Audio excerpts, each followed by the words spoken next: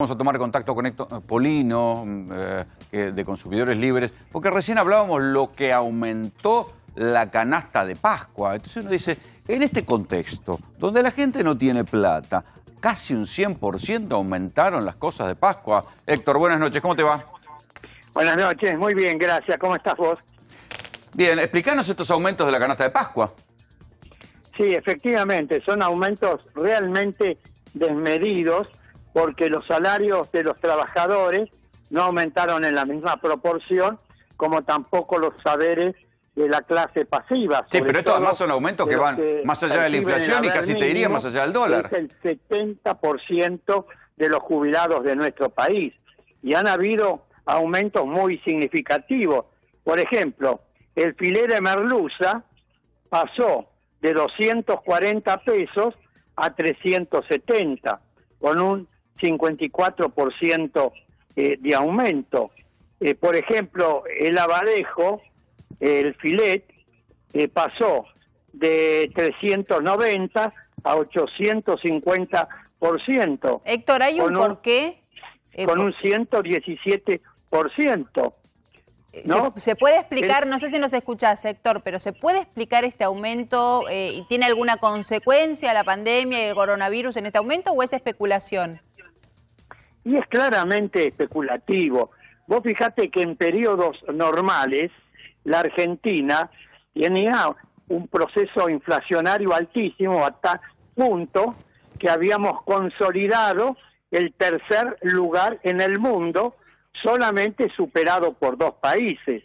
Ahora, con el tema de la pandemia, con esta enorme crisis que existe, con estas restricciones en la compra de los productos, bueno, se produce estos desmadres en los precios, estos aumentos claramente especulativos y con un claro sentido antisocial, ¿no?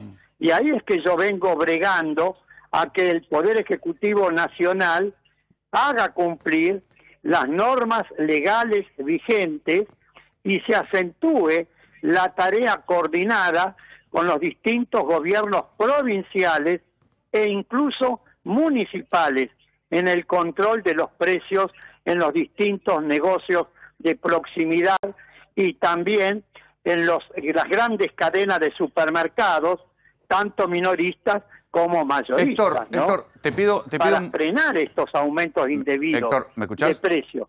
Vos fijate que en la compra que el propio Poder Ejecutivo Nacional iba a realizar hace pocos días, con 4 grupos empresarios, le cobraban al Poder Ejecutivo Nacional un sobreprecio fenomenal. ¿Qué Claro. podemos esperar en la relación de esos grupos económicos con los consumidores? ¿Nos escuchás, Héctor? Sí. A ver, vamos a sumar al análisis justamente a Ramiro Marra, que lo tenemos aquí con nosotros. Claro, hay una ley, no se le pide a los empresarios que no despidan o no recluten a los empleados, no se cumple. Se le pide a los bancos que den créditos, no se cumple. Se pide que no aumenten, no se cumple. También hay algo muy argentino. Sí, hay algo muy argentino. Hay que entender que hoy, como se dijo anteriormente, estamos en una guerra. Estamos en una guerra contra un virus. El principal culpable es el virus. Capaz no es el momento. Y en la guerra las sociedades se ponen salvajes, ¿no? Y cada cual cuida sus intereses. Exactamente, por eso hay que entender también la situación. Porque si estamos todo el tiempo buscando otro culpable, aparte del virus, lo que vamos a hacer es complicar más las cosas. Es momento de estar unidos. Hay que evitar que por el virus existan algunos vivos que se aprovechen en detrimento del conjunto de la sociedad argentina. Yo siempre recuerdo aquellas palabras de ese ministro de Economía, de esa gran persona que fue Juan Carlos Pugliese, que actuó en la última etapa del gobierno del doctor Raúl Alfonsín, cuando dijo aquella frase célebre: a los empresarios les hablé con el corazón, pero me contestaron con el bolsillo. Eso fue en la hiperinflación. Claro, bueno, pero ya estamos en un proceso inflacionario altísimo, altísimo.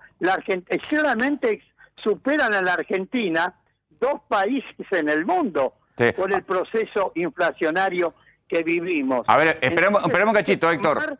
Espera un cachito. ¿Ves riesgo de hiperinflación, Ramiro? No me gusta ponerle un título a las cosas. No me gusta Sí, estar estamos hablando de lejos hiperinflación, todavía. hablar de default. Lo que sí veo es una aceleración de la inflación.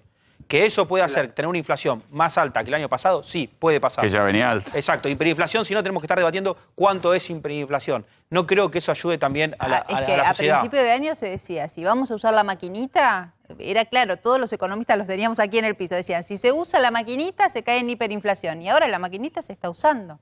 Hay un riesgo muy grande de que la inflación se acelere. Después hay que ver si le ponemos el título de hiperinflación o no, de acuerdo al volumen. A ver, Héctor, te lo quiero preguntar a vos. Vos que ya viste tantos periodos, ¿ves que hay un riesgo de hiperinflación? Mira, en este momento estamos en un proceso inflacionario alto.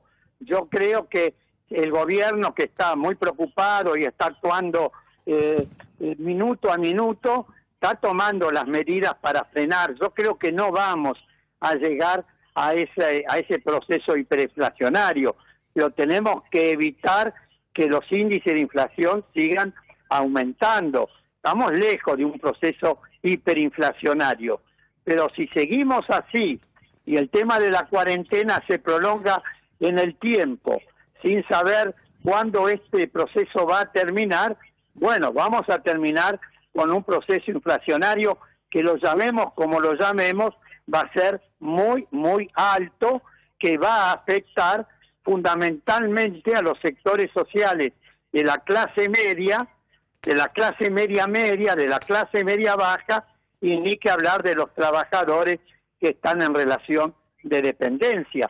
De modo que hay que ir tomando con tiempo las medidas correspondientes. Por ejemplo, hay una ley que aprobó el Congreso Nacional en diciembre del año 2015. Se denomina Observatorio de Precios. Es importante poner en funcionamiento hoy esta ley. ¿Qué significa la misma? Que funcionarios del Ministerio de Economía de la Nación, con representantes de 2 entidades de defensa de los consumidores, observan la evolución de los precios desde la materia prima hasta que el producto está a la venta, para determinar en qué eslabón de la cadena se produce una distorsión de precios, de modo tal que el gobierno pueda actuar rápidamente sobre ese eslabón de la cadena. Hoy no sabemos a ciencia cierta, cuando vamos al supermercado y encontramos que un producto aumentó de precio, ¿quién es el responsable? ¿Es el productor? ¿Es el mayorista?